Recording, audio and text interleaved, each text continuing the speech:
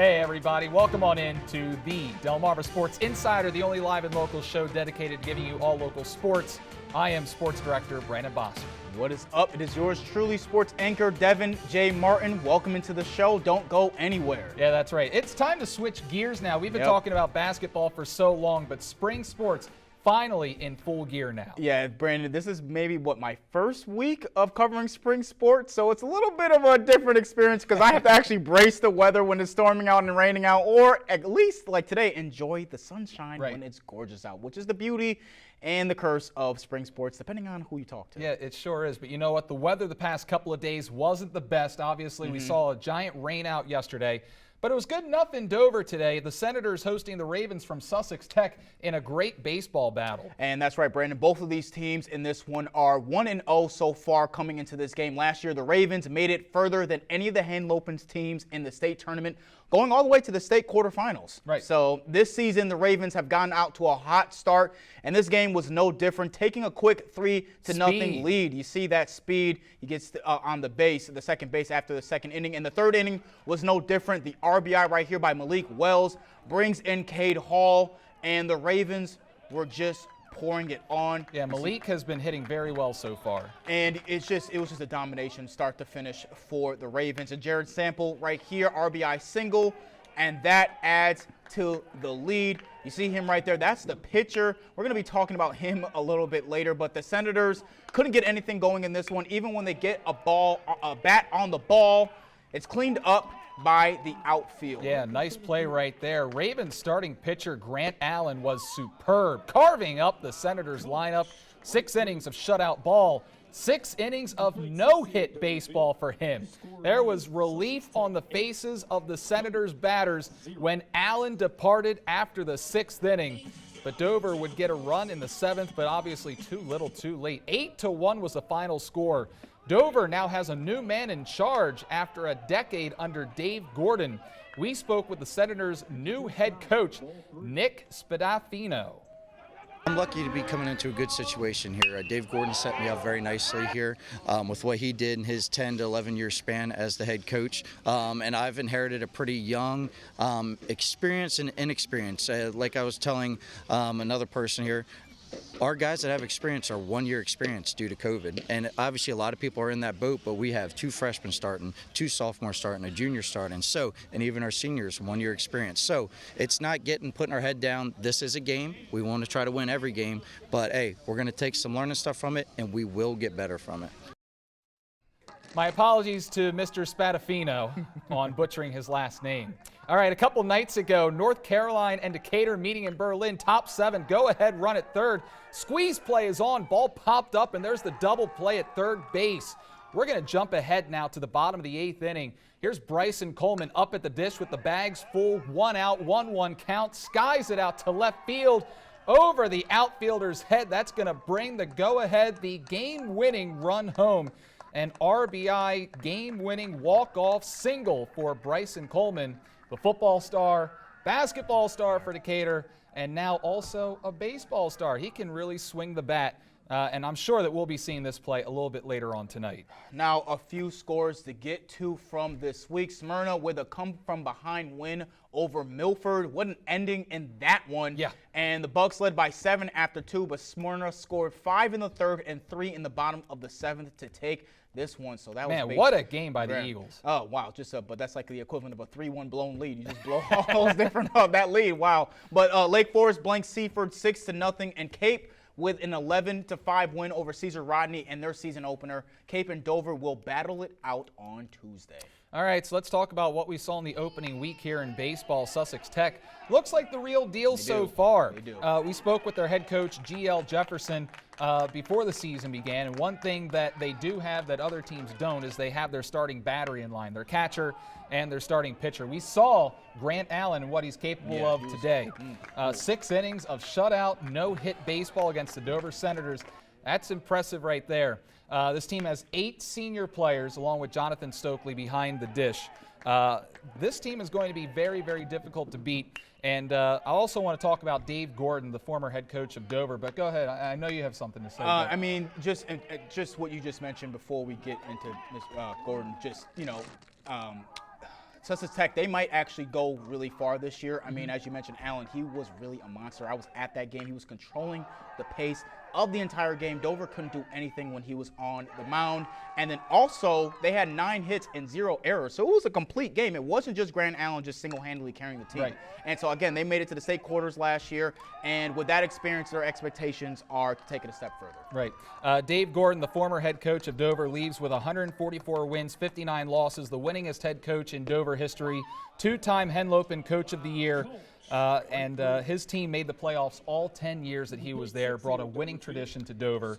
We'll see if Mr. Spadafino can carry that legacy. Yeah, and that's going to be a tough act to follow. All right, now let's move on to the lacrosse fields now. We got our first taste of Bennett boys lacrosse, and they look pretty good this season. And we saw them twice this week, so let's start with tonight's action. The Clippers were hosting North Carolina. You see the Bulldogs on attack. But Caden Atkins for the Clippers denies it. He scoops it up and makes the save. He ate that up. And then the Clippers were on attack. You see Connor McLaughlin taking the shot and scores. Bennett takes the W in this one over North Carolina. And now earlier this week, they also faced Delmar to fight the Wildcats. And Delmar with a golden chance right here to score. But Atkins, again, is there to bat it away. One of his 3 saves on that day. And the Clippers' offense was electric, too. You're going to see Julian Sabot off the screen, gets it by, lets it rip, and he did a lot of celebrating in that game, finding the net 7 times. Absolutely against amazing. Wildcats. He was great. Special moment right here.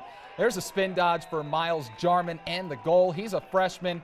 That's his first ever varsity goal.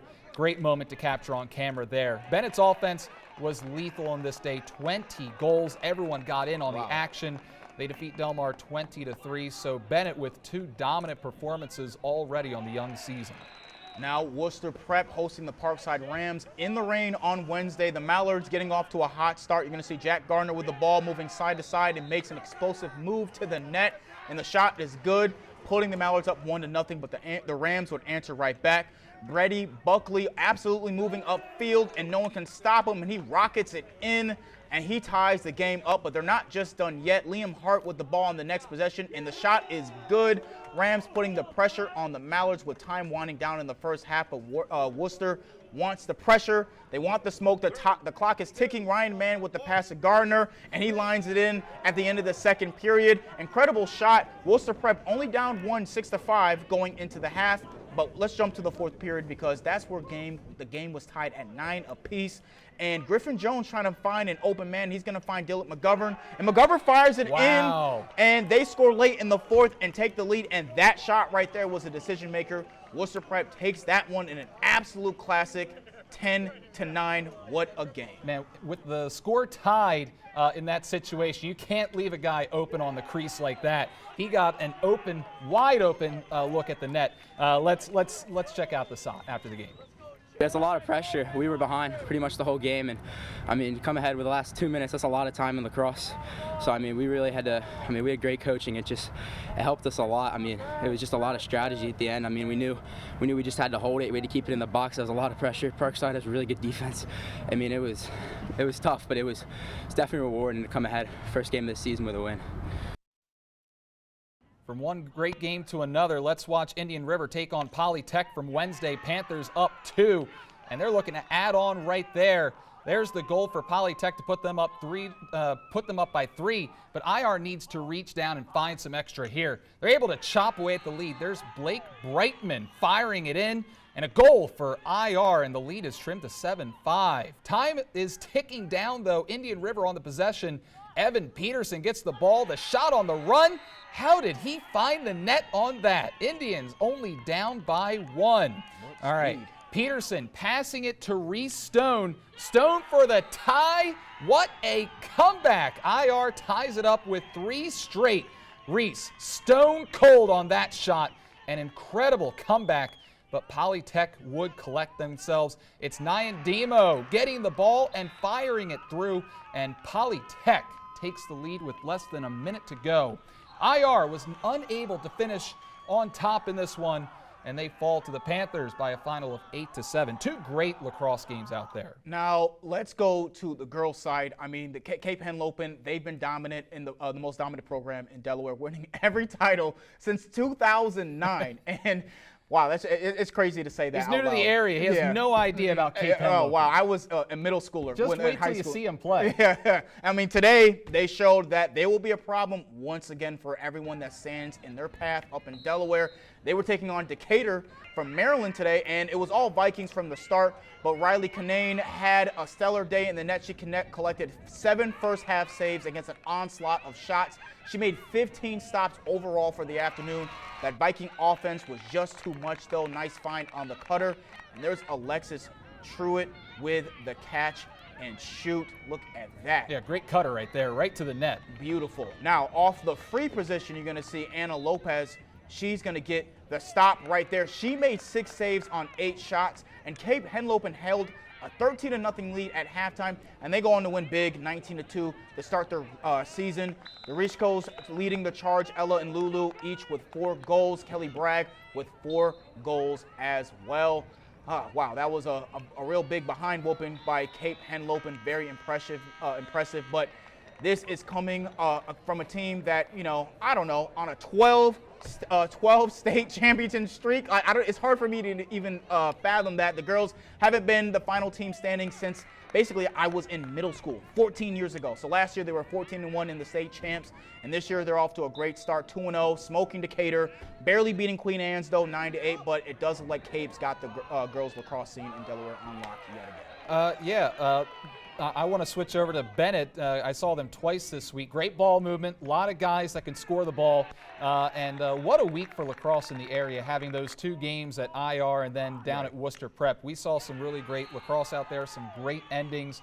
But yeah, you got your first taste of what Cape Henlopen can do. Oh, jeez. We were talking about the final scores in all the state championship games they've been in. It's not even close. It's not even close. All the teams in Delaware. That's got to be a national record. I've never 12 state championships in a row. That's insane. Well, we'll get you out to Cape Henlopen. You'll see them up close and I really personal. want to. I'm really looking forward to it. All right, that'll do it for the A block. We're taking a commercial break. When we return, we've got a local athlete spotlight when we come back with After the Whistle. Don't go anywhere, that and more, when the Delmarva Sports Insider returns.